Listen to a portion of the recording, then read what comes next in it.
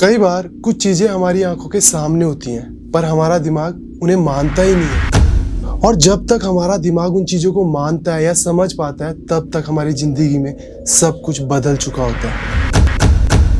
ऐसा कहते हैं कि रात में जरूरी नहीं है कि हर शोर आदमी का ही हो। रात का वक्त था और शहर में शोर था, पर एक जगह ऐसी थी जहां बिल्कुल शांति थी, बिल्कुल शांति। लोग तो अक्सर दिख जाया करते हैं, बट कुछ चीजें होती हैं जो सिर्फ महसूस होती हैं। उनको महसूस करने के बाद पता चलता है कि कुछ आसपास गड़बड़ है। और जब किसी इंसान के साथ ऐसा कुछ होता है जो उसने कभी किसी इंसान के साथ भी नहीं देखा होते हुए, तो वो इतना डर जाता है कि उसके डर की कोई सीमा ही नहीं होती। शुरुआत तो हमेशा एक छोटी सी बात से होती है, लेकिन उसका अंत बहुत बड़ा और बहुत भयानक होता है। तो आज का इंसिडेंट भी कुछ ऐसे ही है, जो एक रियल इंसिडेंट है। तो इंसिडेंट को स्टार्ट करने से पहले मैं आप सबसे रिक्वेस्ट करना चाहूँगा, अगर आप इस चैनल पे नए हैं तो मेरे चैनल को एंड तक जरूर देखना, चैनल को सब्सक्राइब जरूर करना एंड अपना ओपिनियन इस स्टोरी के बारे में मुझे कमेंट सेक्शन में जरूर बताना। मैं पढ़ूंगा एंड ट्राई करूँगा कि आप सबके ओपिनियन पर अपना कॉमेंट जरूर दूँ। तो विदाउट टाइम वेस्ट करें आज का हॉरर इंसिडेंट शुरू करें।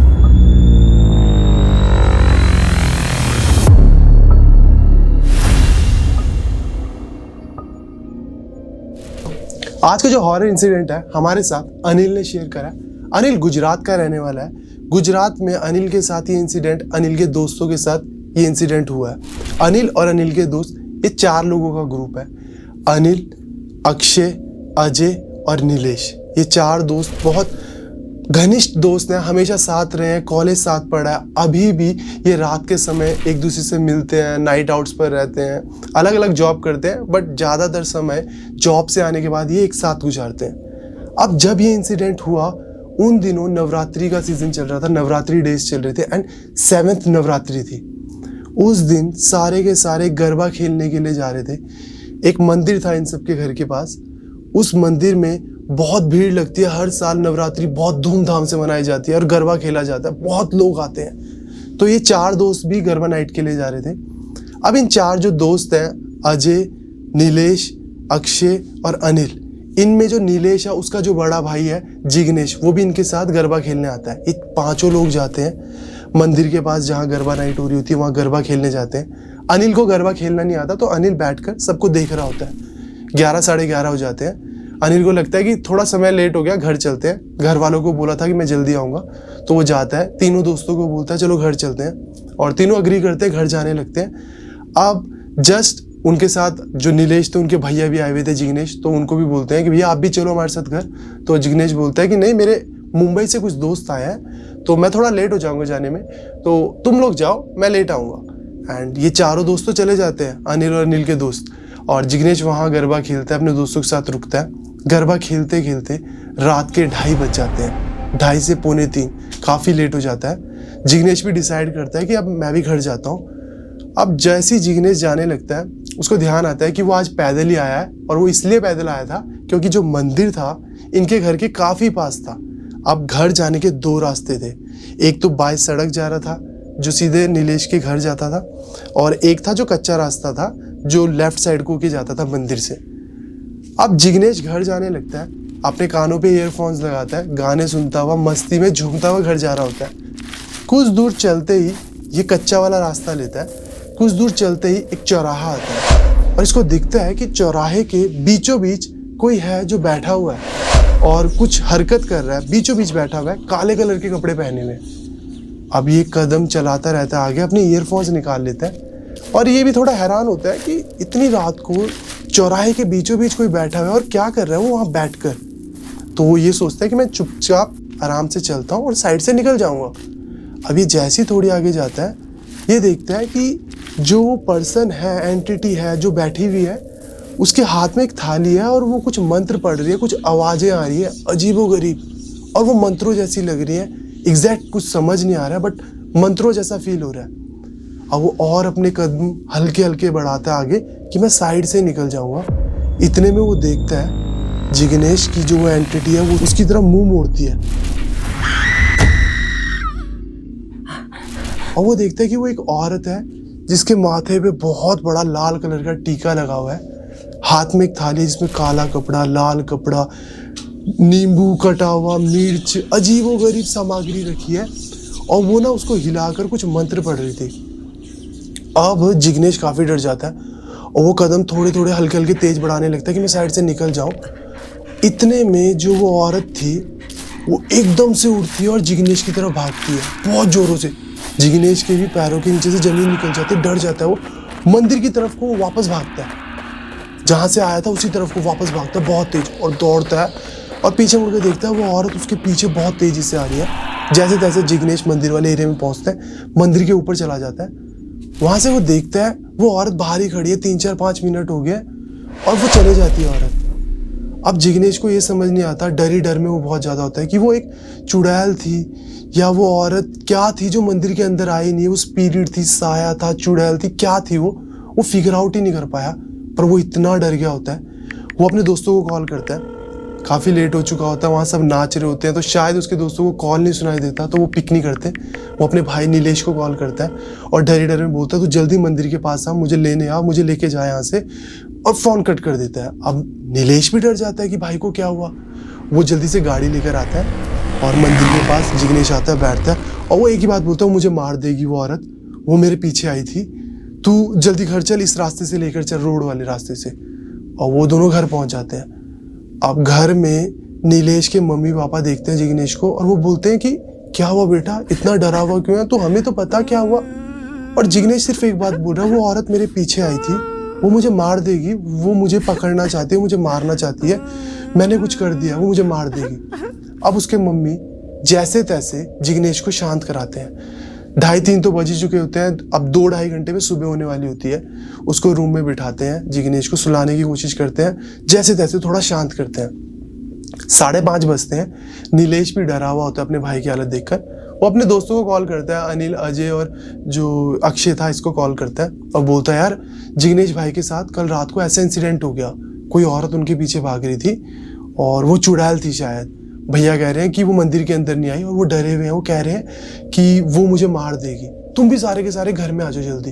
वो बुला लेते हैं अपने दोस्तों को भी कि आ जाओ जल्दी, पता नहीं क्या हो गया। अब वो तीनों भी एक गाड़ी पकड़ते हैं और घर पे पहुंच जाते हैं। घर पर आकर उन तीनों की हालत भी इतनी खराब हो जाती है, स्पेशली अनिल की, ये देखकर कि भैया हमारे साथ ही आए थे जिग्नेश, इनको ऐसा क्या हो गया कि कमरे में सिर्फ ये बोल रहे हैं कि वो मुझे मार देगी।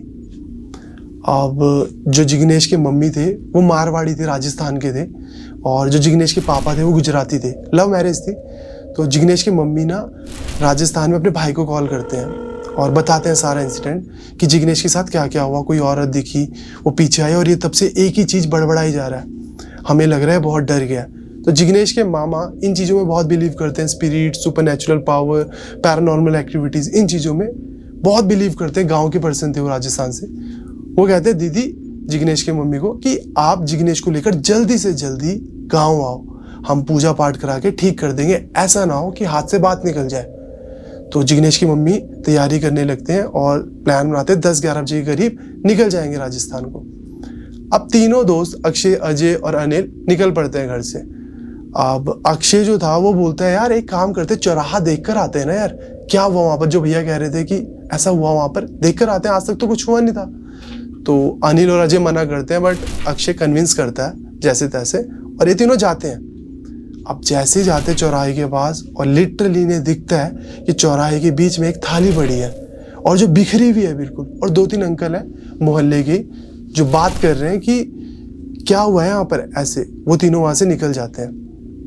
अब नीलेश की फैमिली भी गाँव पहुँच जाती है राजस्थान में।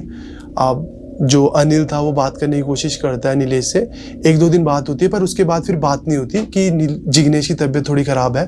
तो अनिल ये सब कॉल करते हैं, वो उठाता नहीं नीलेश वहाँ, और ऐसे ही 10-12 दिन बीत जाते हैं। 10-12 दिन बाद नीलेश की कॉल आती है अनिल को और अनिल को वो बताता है कि जिग्नेश के ऊपर एक लेडी ने जिग्नेश भैया को पोजेस कर लिया था और वही भैया को डरा रही थी, वही भैया को अजीब अजीब हॉन्ट कर रही थी, वो भैया को दिखती थी, वो भैया को मारने की कोशिश कर रही थी।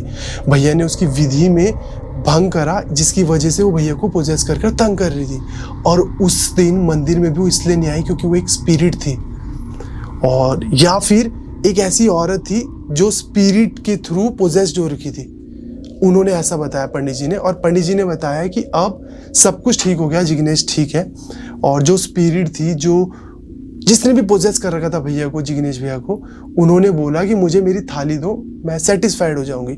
तो पंडित जी ने बोला, तो हमने एक थाली लाई जिसमें काला कपड़ा, लाल कपड़ा, नींबू, मिर्च, अजीब अजीब चीजें रखी, सामग्री, और एक जंगल में जाके छोड़ दी। अब भैया ठीक है, हम वापस आ रहे हैं। तो जिग्नेश की फैमिली भी वापस आ जाती है, वापस गुजरात। और जब वो वापस आ जाते हैं, कॉन्टिन्यूस 6-7 दिन जो अनिल, अक्षय, अजय थे, ये कॉन्टिन्यूस उनके घर में जाते हैं पूछने जिग्नेश भैया की तबीयत कैसी है। रोज जाते थे, आते थे, रोज जाते थे, आते थे, रोज जाते थे, आते थे। जो पंडित जी थे वो भी इनके साथ आए थे, जिग्नेश की फैमिली के साथ, घर पर देखने की सब कुछ सही हो। अब 3 दिन बाद वहां से चुपचाप चले जाते हैं पंडित जी वापस राजस्थान। और राजस्थान से अपने पूजा पाठ करने के बाद, चीज़ें कंफर्म करने के बाद, वो बोलते हैं जिग्नेश की फैमिली को कॉल करके कि जो स्पिरिट थी वो नहीं गई है। मैंने तुम्हारे घर के वहाँ टेस्टिंग भी करी, पर मुझे यही पता लगा कि वो स्पिरिट गई नहीं है। एंड मैंने यहाँ आके पूजा करी वापस, और मुझे पता लगा कि वो स्पिरिट इसलिए नहीं गई है क्योंकि वो स्पिरिट को कोई पोजेस कर रहा है, कोई थर्ड पर्सन है जो स्पिरिट को कंट्रोल कर रहा है और वो जाने नहीं दे रहा है। और अब आपके बच्चे के साथ साथ जो आपके घर में 3 बच्चे और आते हैं, उन पर भी उसका साया हो सकता है, पॉसिबली उनको भी वो हॉन्ट कर सकती है। तो आप लोग एक काम करो, जिग्नेश को लो, उन 3 बच्चों को लो, और सबको लेकर यहाँ आओ। मैंने सारी सामग्री रखी है, सब कुछ रखा है, पूजा की सारी क्रियाएं कर ली है मैंने। हमें सिर्फ एक फाइनल पूजा करनी है एंड सब कुछ सॉर्ट हो जाएगा। आप सब आ जाओ। अब नीलेश अनिल को कॉल करता है, अक्षय को बताता है, दोनों को, कि यार पंडित जी की कॉल आई थी, उन्होंने बताया कि स्पिरिट गए नहीं है, अब वो जिग्नेश भैया के साथ साथ मुझे और तुम सबको भी हॉन्ट कर सकती है, तो हम सबको पूजा के लिए जाना चाहिए, सेफ्टी के लिए। वो बोल रहे हैं कि अभी कुछ नहीं हुआ है, तो इसका मतलब ये नहीं कि नहीं होगा। अब अक्षय और अनिल रात को बात कर रहे होते हैं कि यार ऐसा हो सकता है क्या, हमें भी हॉन्ट कर सकती है क्या स्पिरिट, या कुछ होगा या नहीं होगा, जाना चाहिए नहीं जाना चाहिए, घर पे बताएं या ना बताएं। इतने में अजय की मम्मी की कॉल आती है अक्षय और अनिल को कि अजय की तबीयत बहुत ज़्यादा ख़राब हो गई है और ये ना बहुत अजीब बिहेव कर रहा है, कि तुम लोगों के साथ कुछ हुआ क्या, ये डरा हुआ है, कुछ इंसिडेंट हुआ क्या जिसकी वजह से डर गया है, जो ये बता नहीं रहा है। तो अगर ऐसा कुछ हुआ है तो तुम बताओ।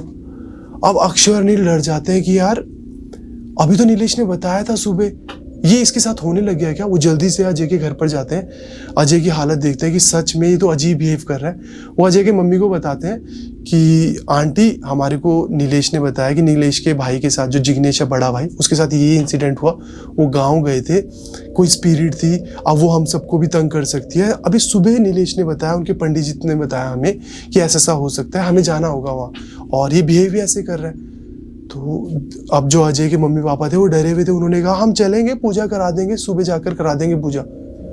अब अजय को वो सुला देते हैं एक रूम में जाकर, अजय के जो मम्मी पापा है वो भी वहीं सो जाते हैं, और वो रिक्वेस्ट करते हैं कि तुम दोनों भी यहीं रुक जाओ। तो जो अनिल है, अक्षय, वो अपने घरों में कॉल कर देते हैं कि यार हम यहीं रुक रहे हैं, ऐसा इंसिडेंट हो गया है, तो सुबह हमें पॉसिबली जाना पड़ेगा राजस्थान के लिए, तो आप लोग भी हमारे साथ चलना। अब वो परमिशन दे देते हैं। अजय का घर काफ़ी बड़ा होता है। अब जो अनिल और अक्षय था, उनको ना वो रूम में सुला देते हैं, एक सेपरेट रूम में, और जो अक्षय है वो रात तक ना मूवी देख रहा होता है, 2 बज जाते हैं। अब उसको ना सिगरेट पीने का मन करता है, वो अनिल को बोलता है कि अनिल चल सिगरेट पी कर आते हैं बाहर। तो अनिल कहता है चल चलते हैं। वो दरवाज़ा खोलते हैं, बाहर लाइट जली होती है हॉल में। अब अक्षय कहता है यार मैं बंद कर आया था लाइट, ये लाइट कैसे ऑन है।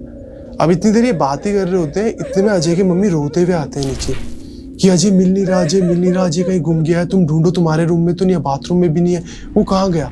उसके पापा आते हैं, गाड़ी निकालते, ढूंढना शुरू करते हैं, अक्षय अनिल सब ढूंढना शुरू करते हैं।